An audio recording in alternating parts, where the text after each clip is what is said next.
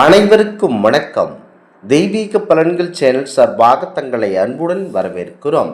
இன்று நம் காணொளியில் காண விரும்புவது பங்குனி மாத தேய்பிறை அஷ்டமி சிறப்புகளை பற்றி இந்த காணொளியில் பார்க்கலாம். வாருங்கள் காணொளிக்கு செல்லலாம். மறக்காமல் ஒரு சப்ஸ்கிரைப் செய்யவும். பண கஷ்டம் இருந்தாலும், மன கஷ்டமாக இருந்தாலும், வேறு ஏதேனும் எதிரி தொல்லைகள் இருந்தாலும், மனபயம் இருந்தாலும் சரி, எல்லா பிரச்சனைகளும் நன்மை கடந்து போக, எல்லா கஷ்டங்களும் தேய்ந்து போக இந்த தேய்பிறை அஷ்டமி என்று கால பைரவரை வழிபாடு செய்ய வேண்டும். பழமை வாய்ந்த எல்லா சிவபெருமானுடைய கோவில்களிலும் கட்டாயம் பைரவரின் சன்னதி கண்டிப்பாக இருக்கும். அந்த பைரவரின் சன்னதிக்கு சென்று இன்றைய தினம், அதாவது பங்குனி மாத தேய்பிறை அஷ்டமி வழிபாட்டை செய்தீர்கள் என்று சொன்னால் அனைத்தும் நல்லபடியாக நடைபெறும். இன்றைய தினம் வெள்ளிக்கிழமையோடு இந்த தேய்பிறை அஷ்டமி வந்திருப்பதனால் இந்த வழிபாட்டை ராகு கால நேரத்தில் செய்வது சிறப்பான பலன்களை பெற்றுத்தரும். வெள்ளிக்கிழமை காலை 10 மணியிலிருந்து 12 மணி வரை ராகு கால நேரம். இந்த நேரத்தில் சிவபெருமான் கோவிலுக்கு நீங்கள் செல்ல வேண்டும். அங்கு இருக்கக்கூடிய பைரவர் சன்னதிக்கு முன்பாக 2 மண் அகல் விளக்குகளை வைத்து நல்லெண்ணெய் அல்லது இலுப்ப எண்ணெய் ஊற்றிக்கொள்ள வேண்டும். ஒரு சிறிய சிகப்பு துணியில் 27 மிளகுகளை வைத்து முடிச்சு போட்டு நிலத்தில் ஊற்றி இருக்கும் அந்த எண்ணெயில் இந்த மிளகு முடிச்சை மூழ்க வைத்து அந்த அகல் விளக்கு பக்கத்தில் ஒரு செவ்வாழை 5 அரளி புஷ்பங்களை வைத்து மிளகு முடிச்சை தீபமாக ஏற்றி பைரவரிடம் பிரார்த்தனை செய்ய வேண்டும். குறிப்பாக பைரவரின் சன்னதிற்கு முன்பாக அமர்ந்து ஓம் பைரவாய போற்றி என்னும் மந்திரத்தை உச்சரித்து மனதை ஒருநிலைப்படுத்தி தியானம் செய்யும்போது நம் மனதில் இருக்கும் தேவையற்ற பயம் குழப்பங்கள் அனைத்தும் நீங்கி மன தெளிவு பெறும். உற்சாகத்தோடு நம்முடைய வேலையில் ஈடுபடுவதற்கு தேவையான மனதைரியம் கிடைக்கும் என்பதும் குறிப்பிடத்தக்க ஒரு விஷயம்தான். பொதுவாகவே பைரவர் வழிபாடு என்றால் அது மாலை நேரத்தில் தான் செய்யக்கூடிய வழிபாடாகத்தான் இருக்கும். இருப்பினும் நாளை வெள்ளிக்கிழமையோடு சேர்ந்து வந்திருக்கும் இந்த தேய்பிறை அஷ்டமி தினத்தில் ராகு கால நேரத்தில் பைரவரை வழிபாடு செய்வது என்பது சிறப்பான பலன்களை பெற்றுத்தரும். ஒருவேளை உங்களால் காலையில் ராகு கால நேரத்தில் இந்த தீபத்தை ஏற்றி பைரவ வழிபாடு செய்ய முடியாவிட்டாலும், முக்கியமாக மாலை நேரத்தில் 6 மணிக்கு மேல் பைரவர் கோவிலுக்கு சென்று இந்த வழிபாட்டை தாராளமாக மேற்கொள்ளலாம். அதிலும் எந்த ஒரு தவறும் கிடையாது. வெள்ளிக்கிழமை புதிதாக கல்லுப்பு விரலி மஞ்சள் வாங்கி உங்கள் வீட்டு பூஜை அறையில் வைத்து எப்போதும் போல வெள்ளிக்கிழமை பூஜையை நிறைவு செய்துவிட்டு அதன் பிறகு அந்த கல்லுப்பை எடுத்து நம் வீட்டு சமையலுக்கு பயன்படுத்தி கொள்வது வீட்டிற்கு குறைவில்லாத தன தானியத்தை கொடுக்கும். பூஜையில் வைத்த விரலி மஞ்சளை பணம் வைக்கும் பெட்டியில் வையுங்கள். வீட்டில் இருக்கும் மறுமை நீங்கும்.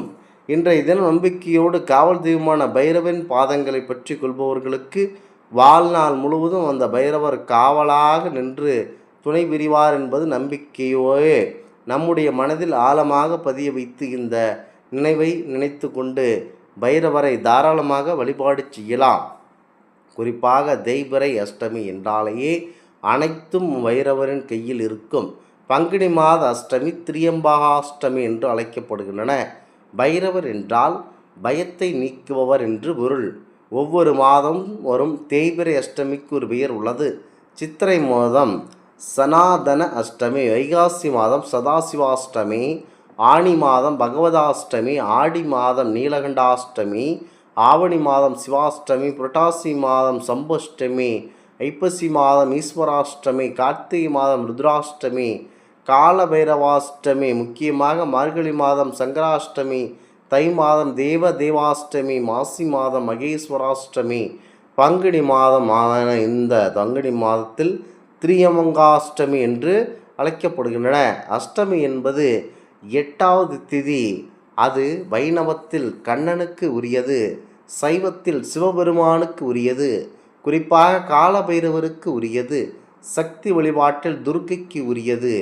எனவே எல்லோரும் அனுஷ்டிக்கக்கூடிய விரத நாள் அஷ்டமி. இன்றைய தினம் செவ்வாய்க்கிழமை பங்குனி மாதம். முக்கியமாக இந்த செவ்வாய்க்கிழமைகளில் வரக்கூடிய இந்த பங்குனி மாத அஷ்டமியானது மாபெரும் சிறப்பு மிக்கது. அதற்கு இணையானதுதான் இந்த வெள்ளிக்கிழமையில் பங்குனியில் வந்திருக்கக்கூடிய இந்த தேய்பிறை அஷ்டமி, திரியமங்காஷ்டமி என்று அழைக்கப்படுகிறது. இன்று காலையில் சிவபெருமானையும் மாலையில் சூரிய அஸ்தமனத்தில் பைரவரையும் தரிசனம் செய்து வழிபட்டால் அஷ்டமி விரத நன்மைகள் ஏற்படும். திருமண தடை விலகும், யமபயம் நீங்கி ஆயுள் விருத்தி கண்டிப்பாக ஏற்படும். பைரவர் என்றால் பயத்தை நீக்குவோர் என்று பொருள். எவர் ஒருவர் தேய்பிறை அஷ்டமி தோறும் பைரவ பகவானை வழிபடுகிறார்களோ அவர்களுக்கு எதிரிகளே இருக்க மாட்டார்கள். பிள்ளி சூனியம் அகலும், வழக்குகளில் வெற்றி பெறலாம் என்பது ஐதீகம். செந்நிற மலர்கள் அரளி மாலை கொண்டு பைரவருக்கு அணிவித்து பிரார்த்தனை செய்ய வேண்டும். வெண்பொங்கல் நைவேத்தியம் செய்தால் கடன் தொல்லை தீரும், எதிர்ப்புகள் அகலும், தீய சக்திகள் அண்டாது. வடைமாலை சாத்தி வணங்குபவர்கள் பக்தர்களுக்கு மிளகு வடை நைவேத்தியம் செய்து வழிபட வேண்டும். குறிப்பாக இதனை மனதில் நினைத்து கொண்டு வழிபடுவர்களுக்கு எண்ணற்ற பலன்கள் நமக்கு கண்டிப்பாக வர இருக்கின்றன. குறிப்பாக இந்த பைரவ அஷ்டமி என்பது 2026ஆம் ஆண்டு பங்குனி மாதம் தேய்பிறை அஷ்டமி ஏப்ரல் 10 வெள்ளிக்கிழமை அன்று இருக்கிறது. பைரவ வழிபாட்டிற்கு உகந்த இந்த நாளில் கடன் தொல்லை, பிள்ளி சூனியம், ஏழரை சனி மற்றும் ராகு கேது தோஷங்கள் நீங்க கால பைரவரை, அதாவது சிவபெருமான் அம்சம் பொருந்திய கால பைரவரை மனதில் நினைத்து சிறப்பு பூஜைகள் மற்றும் தீப வழிபாடு செய்வது மிகவும் சிறந்தது. ஏப்ரல் 10, 2026ஆம் ஆண்டு வெள்ளிக்கிழமை சிறப்பு வழிபாடு இன்றைய நாட்களில் செய்யலாம்.